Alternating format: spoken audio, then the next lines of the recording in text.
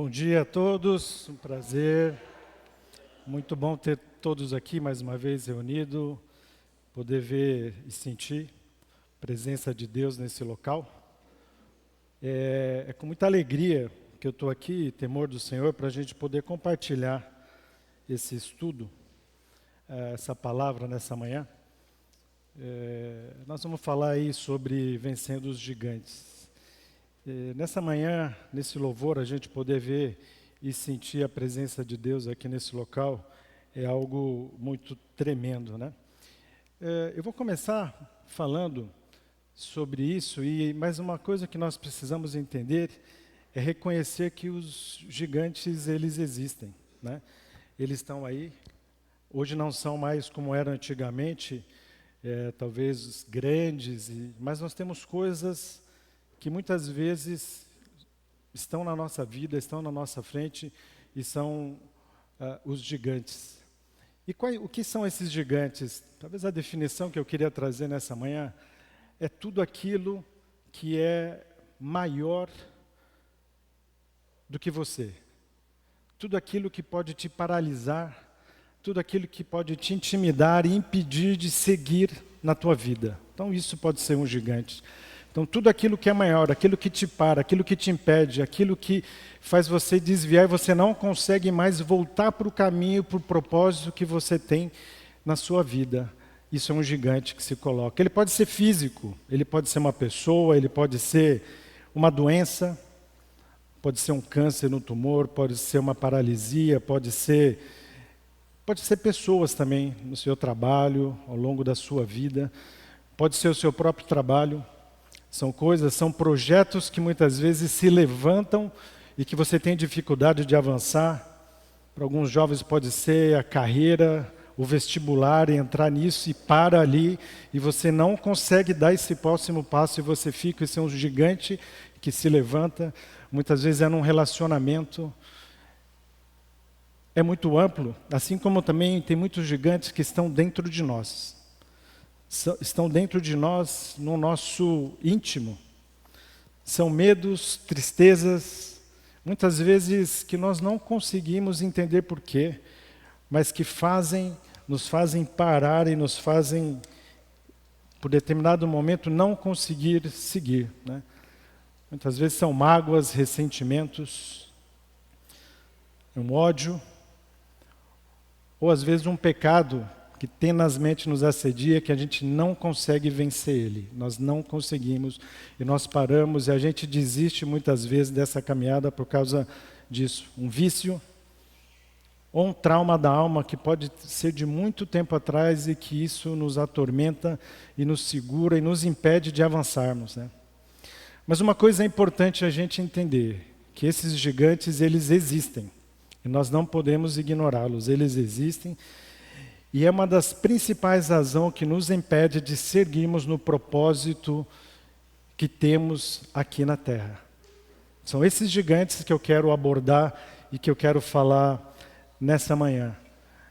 E quando ao longo dessas semanas, enquanto orava, jejuava, uma coisa que eu sei que Deus não te chamou aqui nessa manhã, que não é para você medir o seu gigante, não é para você ver a altura e a importância, a grandeza desse gigante e você fugir deles. Eu vou repetir. Nós precisamos reconhecer, identificar e saber que eles existem. Mas nessa manhã Deus não te chamou aqui para você medir isso e para você ficar com medo. O que eu entendo que Deus nos chamou nessa manhã, que você está aqui, é para você reconhecer, entender e você vencer esses gigantes que estão te impedindo de caminhar e cumprir o propósito de Deus aqui nessa terra. Vamos orar. Senhor Deus, nosso Pai, nós queremos nessa manhã nos colocarmos diante do Senhor, ó Pai.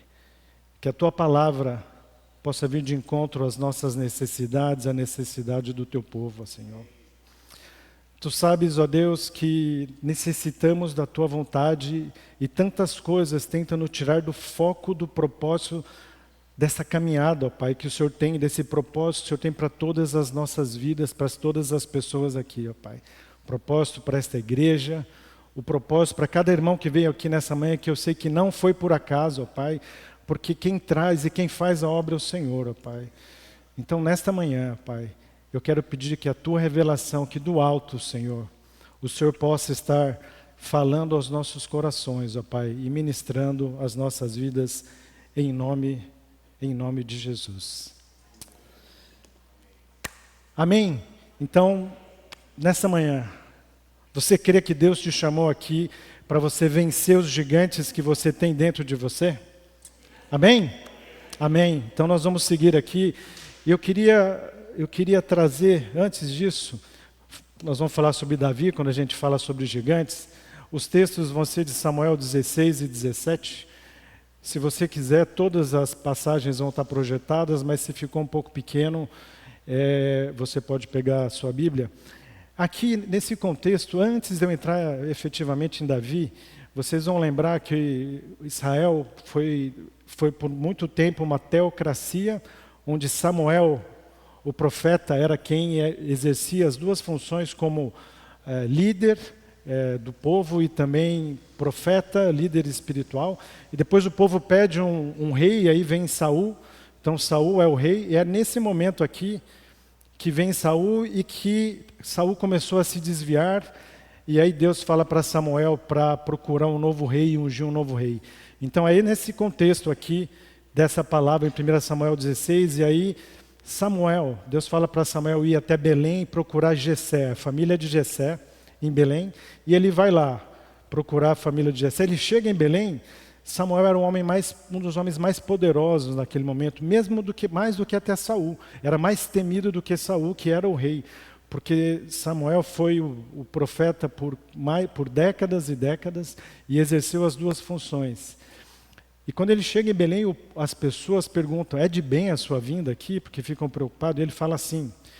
E aí nesse contexto é que ele encontra a família de Jessé, e no versículo 6 diz: Samuel ouviu Eliabe e disse consigo: certamente está diante do Senhor o seu ungido, que é o rei. Eliabe era o filho de Jessé. Porém o Senhor disse a Samuel: não olhe para a sua aparência, nem para a sua altura, porque eu o rejeitei. Porque o Senhor não vê como o ser humano vê. O ser humano vê o exterior, porém o Senhor vê o coração. Então Jessé chamou Abinadab, que era o segundo filho, e o fez passar diante de Samuel, que disse: nem este o Senhor escolheu. Então Jessé fez passar o terceiro filho, Samá. Porém Samuel disse: tampouco este o Senhor escolheu. Assim Jessé fez passar os seus 7 filhos diante de Samuel, porém Samuel disse para Jessé: o Senhor não escolheu nenhum desses. E perguntou Jessé: esses são todos os seus filhos? Jessé respondeu: ainda falta um, o mais moço. Ele está apacentando as ovelhas. Ele está lá cuidando, fazendo talvez aquilo que os outros não gostariam de fazer. Eliabe, que é o irmão mais velho, né, que foi a primeira pessoa com quem Samuel encontra, a Bíblia fala que ele era forte, porque ele foi para o exército, ele já estava no exército, ele tinha uma aparência. Então a primeira impressão, Samuel, eu vou dizer Samuel, que era o homem talvez mais conectado com Deus, um profeta, ele se deixou pela aparência. A hora que ele viu, ele falou: é ele, de cara ele olhou, só pode ser isso. Eu vim de lá de longe para chegar aqui e estou encontrando, de cara apareceu o primeiro. Ele falou: Deus já mostrou aqui, vamos resolver. Não foi isso que aconteceu. Foram passando todos os outros e Deus falando: não é esse, não é esse, não é esse. Até que veio esse daí, Davi. Um adolescente próximo de 15 a 16 anos, alguns estudiosos falam até 17, a gente acredita mais próximo de 15 a 16 anos, porque ele só foi ser rei com 30 anos, né?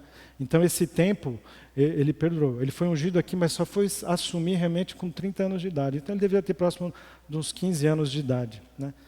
Esquecido pelo pai. O pai esqueceu ele. Tem um lá, faltou mais um. Cuidava das ovelhas, provavelmente do curral, porque quando você cuida das ovelhas, depois tem que guardá-las no curral, você tem que limpar o curral. O cheiro dele não deveria ser dos melhores, não deveria ser das melhores dos trabalhos. menor de 8 irmãos, irmãos mais fortes, irmãos mais bonitos, não foi chamado para a ceia com o profeta e líder mais importante da época.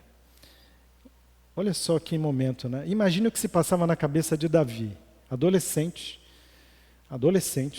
rejeitado ou esquecido pelo pai. E Samuel, por ser a pessoa mais importante naquele momento, talvez esse tivesse sido uma das ceias, Samuel é que leva para fazer o sacrifício, talvez um dos momentos únicos que essa família teve de receber a pessoa mais importante daquele momento. E nem o pai nem os irmãos se lembram de Davi.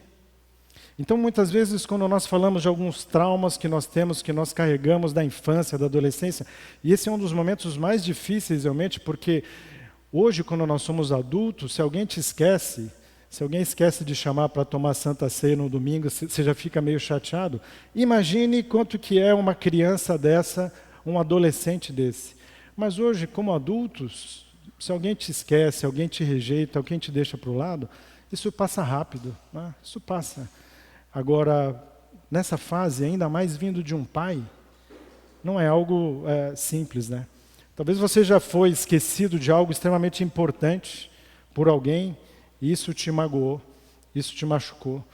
Mas aqui Davi traz uma lição do quanto, apesar de tudo isso, ele não se desanimava, ele não era deprimido, sem o mimimi, né? Sem o mimimi, que hoje nós falamos, e ele trabalhava com dedicação.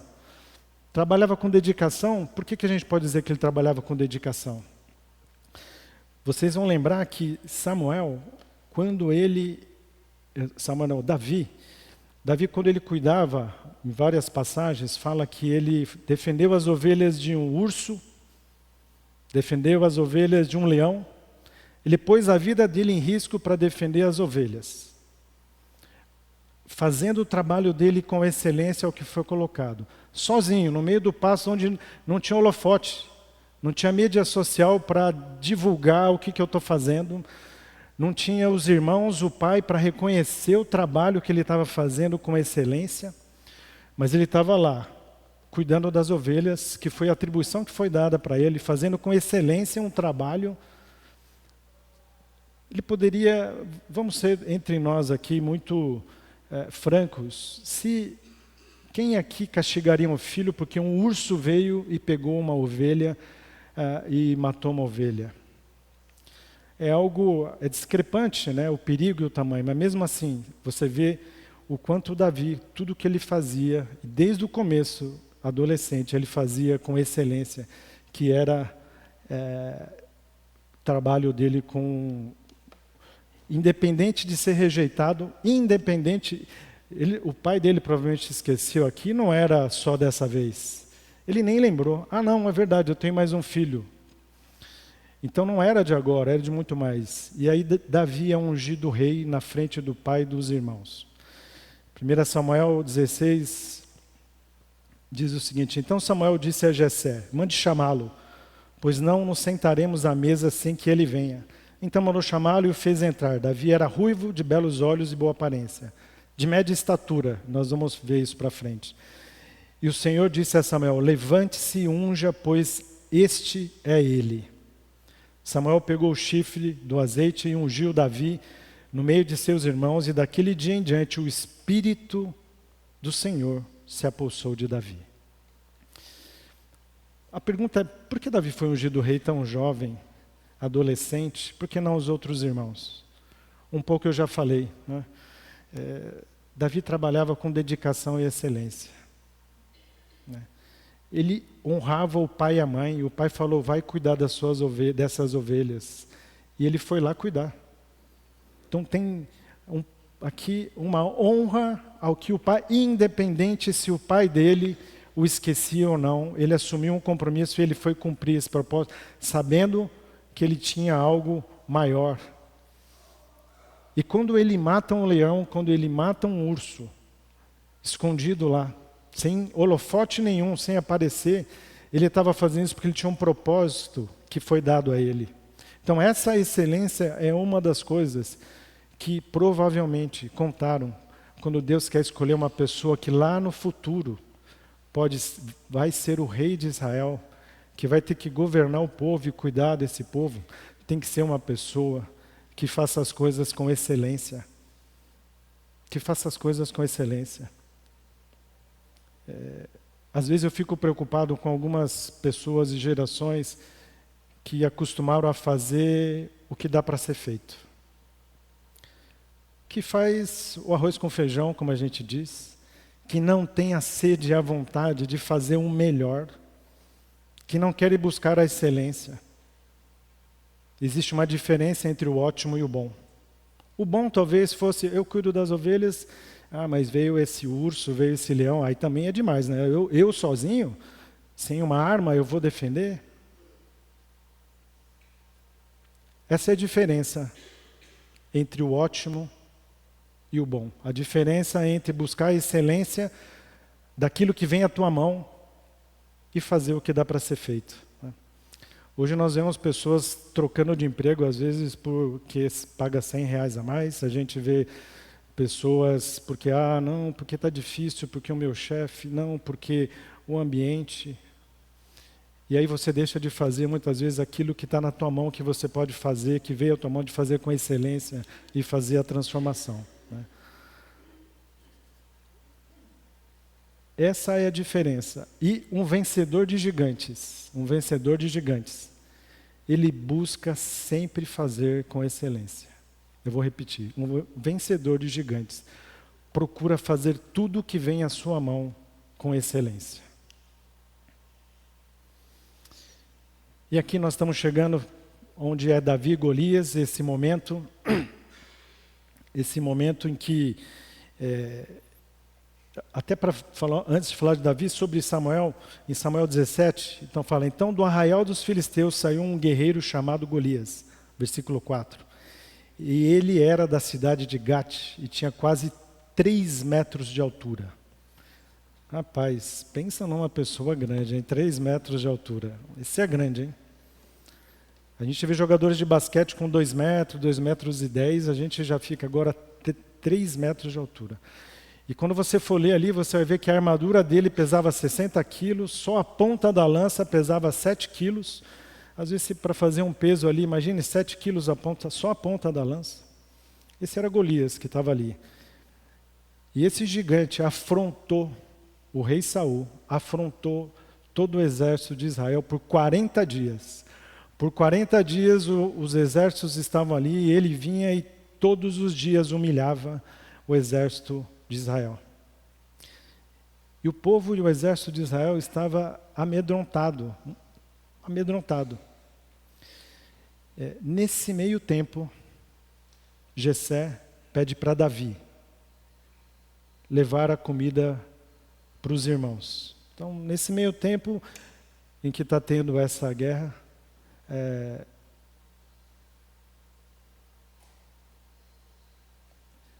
Jessé pede para Davi levar ali trigo e levar pães. Então, em 1 Samuel 17 diz assim, Jessé disse a Davi, seu filho, peço que você leve para os seus irmãos uma medida desse trigo tostado e esses 10 pães. Corra e leva isso para os seus irmãos no acampamento. Olha só, Davi já havia sido ungido rei. E Jessé, o pai dele, fala, corre lá, leva esses pães tostados, ou esses trigo tostado e esses pães.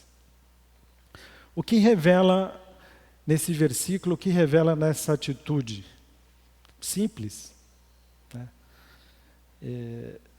Davi não murmurou, Davi foi obediente, e Davi foi humilde. Ele podia dizer, pô pai, eu já fui ungido rei agora, manda o 7º filho, 6º filho, pô, eu sou rei, eu vou lá, eu cuido das ovelhas, né? Agora eu vou cuidar das ovelhas e ainda vou ter que ser o carteiro, ou vou ser o entregador aqui, vou ter que fazer isso tudo. Mas olha o coração dele. O pai pediu e ele foi. Às vezes chega o iFood em casa, precisa descer na portaria para ir buscar. Olha, eu vou te falar. Para descer na portaria, para pegar a comida, não é nem para cozinhar, hein? Não é nem para cozinhar. Então aqui revela muito do caráter, porque ele era e foi um vencedor de gigante, que todo mundo conhece a história é somente conhecida, que é um vencedor de gigante. Tem que ser humilde e obediente. Tem que ter humildade e obediência para ouvir e entender, né? E eu fico pensando nisso, e é muito interessante quando você começa a pensar, provavelmente se Davi não tivesse obedecido ao pai, e não tivesse ido levar, ou se ele tivesse atrasado, ele não viveria o que ele viveu. Estão entendendo? Por ter feito uma coisa absurdamente simples e talvez banal, algo que não se vê relevância alguma, que é, vou levar isso para os irmãos, ele não teria chegado no momento em que Golias estava lá afrontando o Deus Altíssimo, humilhando o rei Saul, humilhando o exército, e ele não teria vivenciado esse momento. Ou até se ele tivesse chegado, talvez um pouquinho depois, talvez o exército já tivesse sido dizimado. Por isso a importância da obediência, da humildade, para a gente honrar alguns princípios. Um deles é com relação ao Pai, o outro são em relação àquilo que Deus nos fala. Então o vencedor de gigante precisa de humildade e obediência. Esse versículo eu gosto muito desse momento aqui. Vocês vão lembrar que Davi chega ali, 1 Samuel 17 diz assim, Eliabe, o irmão mais velho, ouviu Davi falando com aqueles homens, porque Davi chegou e perguntou, o que está acontecendo? E aí o pessoal fala, olha, o rei Saul vai dar posses a filha para aquele que for para a batalha e vencer o gigante. E é nesse contexto, e aí o irmão dele, e a palavra de Deus diz assim, o irmão dele, ele ficou irado com Davi e disse, por que você veio para cá? E com quem você deixou aquelas poucas ovelhas no deserto? Sei que você é presunçoso e mau, Davi. Você veio aqui só para ver a batalha. Olha só o que o irmão fala para Davi. E aqui o irmão dele faz um julgamento do irmão. Ele fala assim, você é presunçoso e mau. Ele julga o irmão. E aí Davi responde, o que foi que eu fiz agora? Apenas fiz uma pergunta. Então Davi se desviou dele, da direção de outro, e foi na direção de outro, fez a mesma pergunta, e o povo respondeu. Alguns homens que tinham ouvido as palavras de Davi foram anunciá-las a Saul, que mandou chamar Davi. Davi disse a Saul, que ninguém desanime, olha só o que Davi disse para Saul, que ninguém desanime por causa dele. Este seu servo irá e lutará contra esse filisteu. Porém Saul disse a Davi, você não poderá ir contra esse filisteu para lutar contra ele, você ainda é jovem e ele é um guerreiro desde a sua mocidade. Aqui mais uma característica de um vencedor de gigantes, que é muito forte em Davi. Ele não dá ouvido a críticas. A hora que ele chega, é o irmão dele, Eliabe, que de cara, porque ele foi para entregar para o irmão. E é o irmão dele que fica bravo, critica. E há críticas e críticas, né? Crítica de alguém da família, de alguém muito próximo, ela dói, né? Ela é muito mais difícil do que aquela que você pode receber de uma pessoa que você nunca viu, você fica na hora e passa depois de 30 minutos. Agora, um irmão, né? Ou de uma pessoa próxima. Mas isso aqui é interessante no caráter de Davi, é que ele não se deixa, ele não dá ouvido. O que ele faz? Ele ignora e vai falar com outro. Ele deixou para trás ali o irmão dele falando. E é isso que nós temos que fazer também, quando algumas críticas vêm. Mas, falando sobre crítica, a crítica muitas vezes é um ato de arrogância e soberba, né? Quando a gente critica alguém, nós estamos nesse assunto, nós estamos nos colocando acima da pessoa.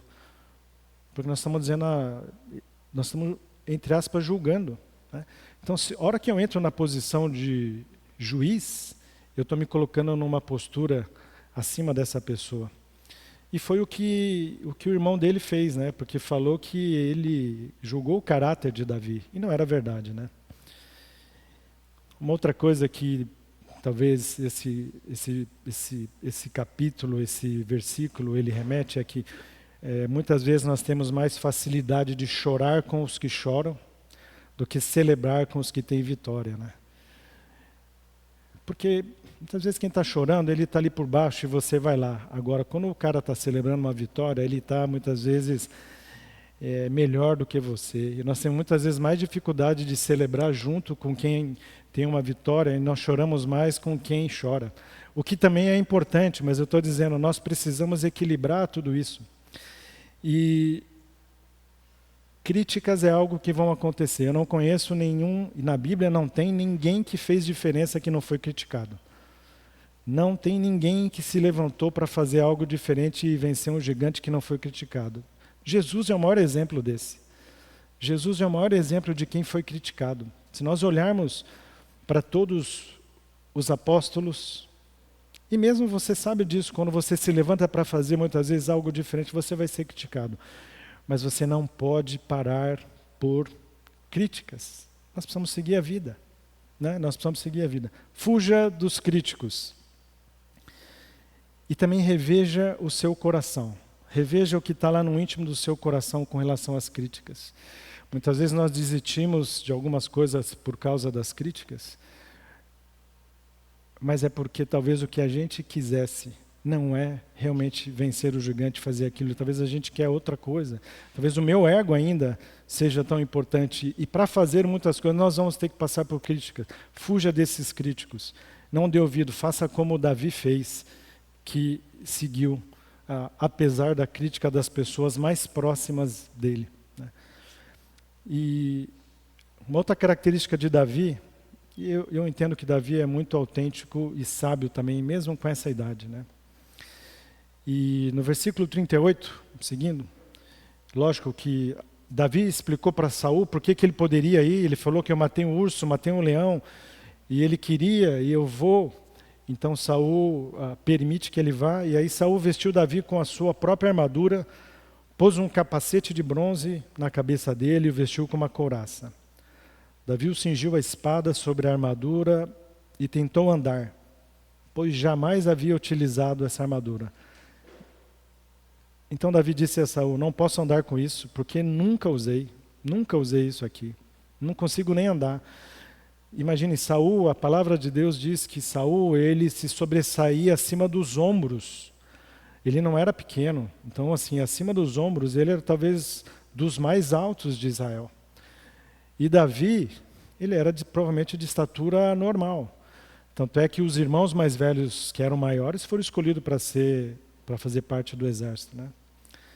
E aí Davi tira tudo aquilo de sobre si, pegou o seu cajado na mão, escolheu 5 pedras lisas no ribeiro, a pôs no alforje de pastor que trazia consigo, e com a funda da sua mão foi em direção aos filisteus.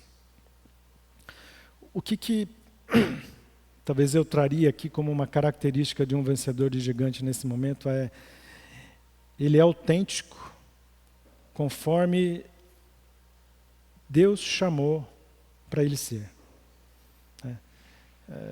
A lição aqui, que eu diria, é: você não é rei ou se torna rei apenas usando as vestes de rei. Você não é guerreiro ou se torna um guerreiro apenas usando umas vestes que você nunca usou na sua vida. Deus te chamou para você ser do jeito que você está, para cumprir o propósito dele. Ele não quer que você seja alguém que você talvez admire, para você aí poder fazer algo. Dá para entender? Quando Deus chamou a Davi, ele chamou para ele ser daquele jeito. Então, o que Davi faz? E aqui eu acho, o que ele é bom?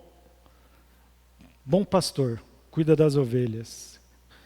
O que provavelmente ele tinha muita adestramento? A funda e a pedra. Talvez quando era a única ferramenta que ele tinha, não tinha arma de fogo, então provavelmente quando vinha os animais, a distância para ele espantar ou acertar, provavelmente ele usava isso. E ele ficava no passo. Provavelmente isso era o que ele tinha, era o que estava nas mãos dele. Foi o talento que foi dado para ele.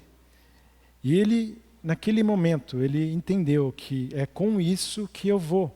Não adianta eu querer pegar algo que eu nunca utilizei para fazer essa nova função. O cajado, provavelmente, quando estava mais perto, então ele pegou o cajado, afunda aí as pedras. E aqui, eu digo, provavelmente ele deveria ser muito bom nisso, né? Porque ele era um bom pastor. E aqui, mais uma vez, eu olho para Davi e eu vejo, ele era um excelente pastor de ovelhas, né? O bom pastor da vida pelas ovelhas, ele cuidava. E provavelmente estava relacionado com, não é gritar, né?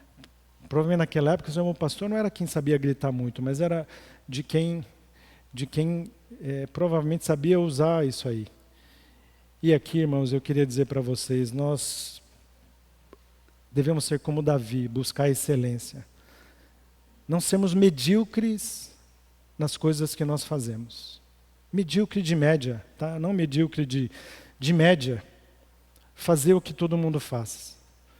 Nós temos que ser como Davi, buscar a excelência, fazer o melhor naquilo que te coloca nas mãos. E aquilo que era algo simples, que era poder manejar uma funda, Deus transformou isso numa arma poderosa, porque provavelmente essa, naquela época, talvez fosse a única arma que poderia derrotar Golias. É a única área em que, porque tem velocidade, é pequena, não dá para enxergar, não dá para se desviar. Uma lançada ele podia se desviar, ou ele tinha couraça para proteger. Então, não vamos menosprezar aquilo que você tem nas suas mãos, aquilo que Deus te deu, aquilo que Deus te chamou desse jeito, com as suas limitações, aquilo que você tem, mas aquilo que vier a você, faça com excelência, não com mediocridade. Seja um cristão de verdade. Vamos fazer diferença, né? Vamos fazer diferença. E eu fico olhando o que poderia ter acontecido se Davi tivesse colocado a armadura, porque Saul falou para ele colocar e ele ir com a armadura, tanto é que ele pôs a armadura. O que vocês acham que teria acontecido com Davi se ele tivesse ido andando daquele jeito assim, com aquela armadura, para enfrentar o gigante? Provavelmente a história teria sido a outra. Ele provavelmente não resistiria. Não é verdade? Então, muitas vezes, no meio do caminho da nossa jornada, a gente quer acelerar algumas coisas, ou a gente quer incorporar algumas coisas, a gente quer ser quem Deus não está pedindo para você ser. Então, uma característica de um vencedor de gigante é que ele é autêntico, conforme Deus te chamou para ser. Caminhando aqui quase para o final, existem ferramentas espirituais para a gente vencer os gigantes. No versículo Samuel 17:45 diz assim: Davi, porém, disse ao filisteu: você vem contra mim com espada, com lança e com escudo. Eu, porém, vou contra você, em nome do Senhor dos Exércitos, o Deus dos Exércitos de Israel, a quem você afrontou.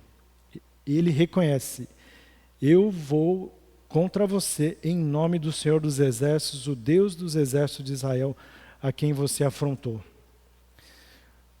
E aqui é algo também muito importante que reforça uma das características de um vencedor de gigante.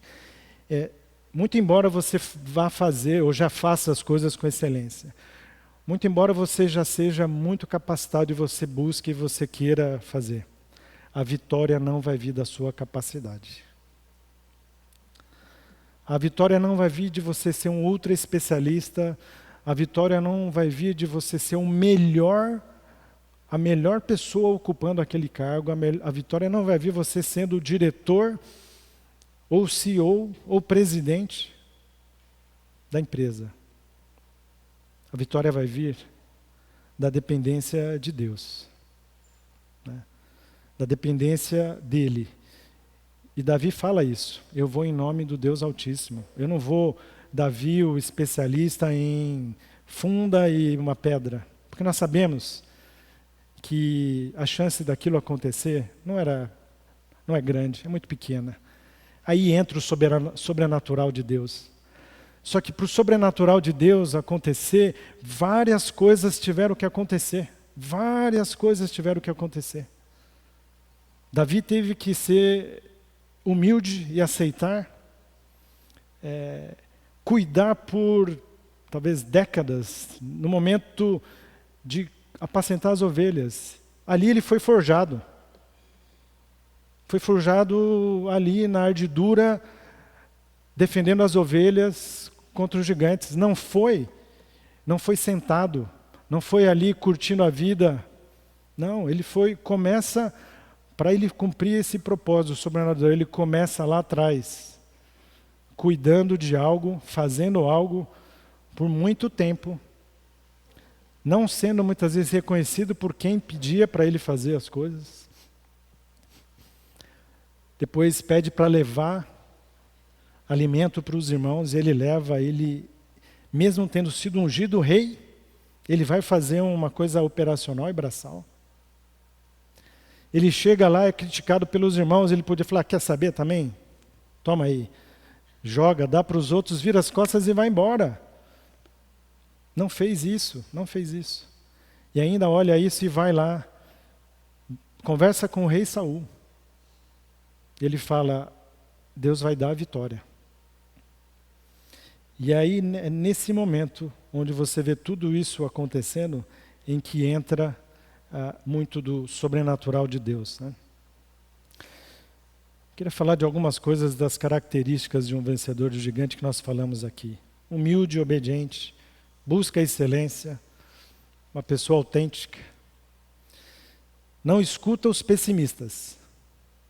Não escuta os pessimistas. Olha, os pessimistas muitas vezes querem te tirar. Ele não escuta os pessimistas. Enxerga oportunidades nas dificuldades.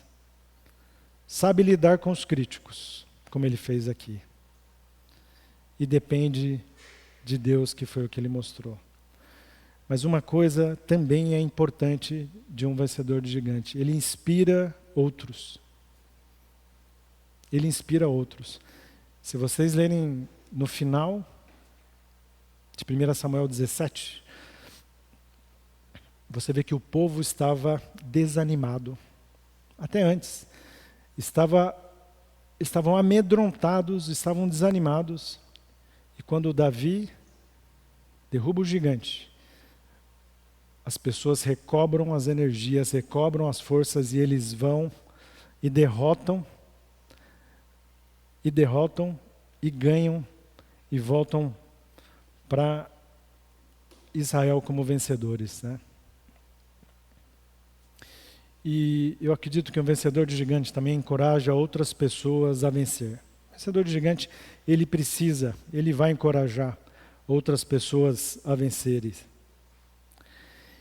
E uma coisa que eu entendo que nós não devemos menosprezar são pequenas ações, são pequenas ações que a gente pode fazer e trazer grandes vitórias. Eu vou falar um pouquinho aqui de uma professora que me inspirou muito na minha infância, uma professora de geografia. Eu estudei numa escola pública e estudei numa escola pública em Presidente Prudente. E eu via nessa pessoa uma dedicação para ensinar, para mostrar, mesmo numa escola pública, sem recursos, indo fazer curso, né? E aqui, esse é o meu boletim, aqui, ó. Geografia, ó. Se você olhar geografia, essa pessoa me inspirou, eu tirei A em geografia nessa matéria todos os anos ali, 5º, 6º, 7º, 8º ano. Uma pessoa que me inspirava. Eu preciso dizer que essa pessoa é minha mãe. Então, minha mãe dava aula para mim de geografia, para mim na escola, era o navio, Escola Estadual João Franco de Godoy, lá em Presidente Prudente. E minha mãe sempre foi uma inspiração do ponto de vista, porque Minha mãe trabalhava de manhã, à tarde e à noite. Ela dava aula de manhã, à tarde no navio, e à noite ela ainda dá aula numa outra escola. Às vezes a gente ia buscar ela à noite, a gente via ela dando aula.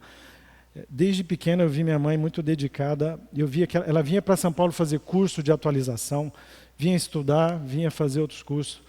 Ela preparava as provas naquela época, eu não podia ver, né? Lógico, por razões óbvias. Eu ajudava a prova dos outros, que era o mimeógrafo. Alguns vão lembrar aqui o que era o mimeógrafo, que você tinha que fazer. E a maioria dos professores vinha, colocava as perguntas na lousa lá, e você respondia. Ela já passava no mimeógrafo, ela fazia múltipla escolha e incentivava a gente a estudar, incentivava a fazer o melhor. Aí eu via em casa, eu tinha um exemplo de dedicação que eu não entendia, mas isso vai entrando, né? Isso vai fazendo parte. Isso fez muita diferença na maneira como encarar algumas coisas. É lógico que tinha uma pressão para não ir mal também, porque, imagina, se a gente vai mal na escola, você tira nota ruim, isso é muito, muito chato, né? Mas isso foi.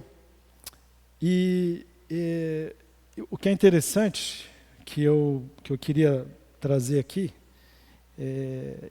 eu entrei em medicina na Universidade de São Paulo. Gente, não estou aqui para falar, foi pela misericórdia de Deus, mas teve uma pessoa que fez diferença para que isso acontecesse, foi minha mãe. Porque a maior nota que eu tive na FUVEST foi em geografia. Entendeu? Acho que foi 9,2, 8, alguma coisa, a maior nota, uma das maiores notas. Então, algumas coisas acontecem, quando nós pegamos algo que Deus coloca nas tuas mãos, e você faz com excelência, foi o que aconteceu. Talvez a minha mãe nunca foi reconhecida, nunca ganhou nenhum prêmio, mas ela fez com excelência algo que ela assumiu um cargo público de professora do Estado, e ela fez o melhor que ela podia fazer naquele momento e até quando ela se aposentou. Isso se reflete em nós e reflete em quem eu sou hoje, aonde eu cheguei e aquilo que eu pude fazer. Então, eu olho para trás e eu vejo ter entrado numa das faculdades de medicina mais difíceis do mundo e do Brasil, tem a ver com essa pessoa aí, ó. Tem a ver com uma pessoa que entendeu o que é fazer com excelência algo que Deus coloca na tua mão. E ela impactou várias pessoas e impactou muito, né? Então, o que eu queria trazer é que a gente não menospreze as pequenas ações, que a gente não menospreze algumas coisas, aquilo que Deus coloca nas tuas mãos, e faça com excelência. Faça com excelência aquilo que Deus te colocar nas tuas mãos, e que a gente possa inspirar outros, inspirar as gerações, para que a gente possa fazer diferença aqui na Terra.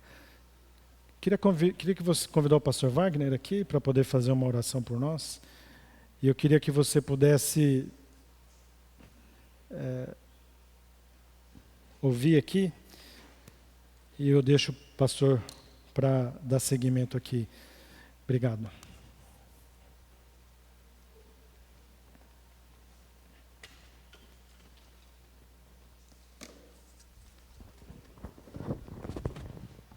Amém.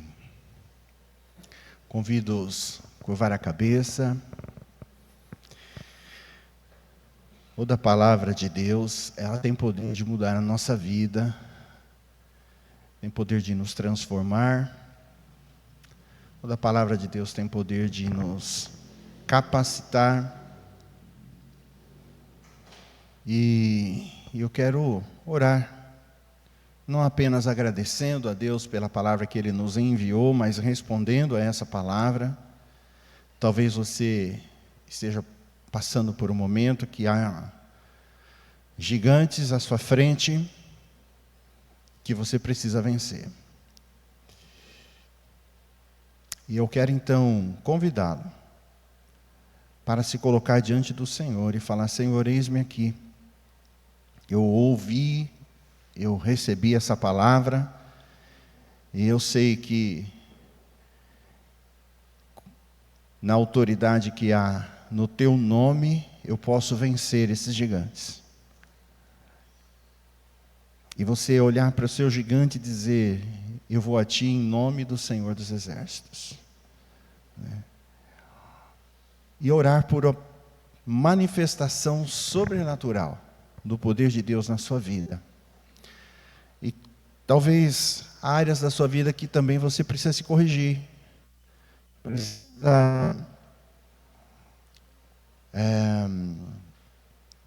ser moldado por Deus. Então responda a essa palavra, dizendo: Senhor, tu sabes dessa área da minha vida.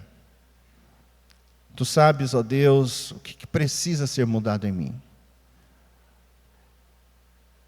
E ao dizer isso ao Senhor, você vai se colocar diante dele. Amém? Então comece a orar, comece a falar com Deus. E depois juntos vamos orar. Mas ore por situações específicas da sua vida, ore por situações específicas do momento que você está passando, de situações que você está enfrentando. Senhor, nós queremos agradecer, Pai, pela palavra que nós ouvimos nessa manhã sobre vencendo gigantes. Todos nós enfrentamos em algum momento da nossa vida algum gigante. Mas nós não queremos olhar para os gigantes, nós queremos olhar para o Senhor, que é maior que todos os gigantes da nossa vida. E nós queremos responder a essa palavra. A palavra que nos desafia em relação às características de alguém que vence gigantes. Senhor, nos ajude, estenda sobre nós a tua mão. Senhor, se há algo que o Senhor quer mudar em nós, nós queremos nos expor a isso. E queremos pedir: transforma-nos conforme a tua palavra. Ajuda-nos a ir na direção de tudo aquilo que o Senhor nos desafiou, por meio da mensagem que ouvimos. Oramos por isso, Pai. Ó Senhor, mas acima de tudo nós queremos pedir: manifesta em nós. Manifesta, Senhor, na nossa vida, através da nossa vida, esse poder, o mesmo poder que o Senhor manifestou na vida do rei Davi, diante de Golias. Senhor, que nós possamos nos levantar em fé e declarar a nossa confiança no Senhor, a nossa dependência do Senhor. E enquanto agimos, enquanto nos movemos em fé, a presença e o poder do Teu Espírito Santo esteja agindo, Senhor. E um poder sobrenatural vindo de Ti, do trono da Sua graça. Haja, Senhor, sobre as nossas vidas. E que esses gigantes venham ao chão para a glória do Teu nome, na vida de cada um de nós, na vida da Sua igreja, na vida do Seu povo. Pai, nós oramos por isso, crendo e entregando a nossa vida nas mãos do Senhor. No nome santo de Jesus é que nós oramos. Amém.